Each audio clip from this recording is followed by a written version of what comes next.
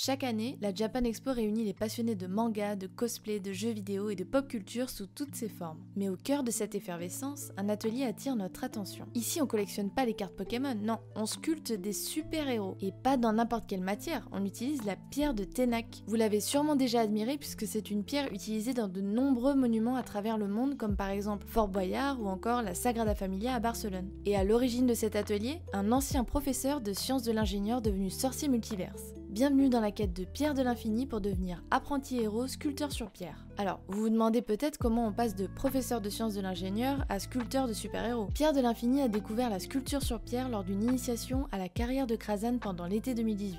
Dès lors, il passe le plus clair de son temps libre à apprendre la sculpture en autodidacte. En 2021, burn-out, il quitte l'éducation nationale et suit 2 ans de guérison, de reconstruction, et la sculpture va être pour lui son médicament. Il décide alors de réaliser son rêve et ainsi d'allier ses 2 passions, la sculpture sur pierre et la pop culture. Entre ses mains, le bloc de Tenak se transforme en un magnifique buste de Batman ou encore en un spectaculaire faucon Millennium traversant le sol glacé de la planète Hoth. Curieux de comprendre comment la magie opère, on n'a pas hésité une seconde, on s'est inscrit à notre première initiation. Pendant environ 1 heure, chaque participant sculpte son propre bloc. D'abord, on dessine le personnage, ensuite on fait émerger la forme, puis on affine les détails et enfin on ponce.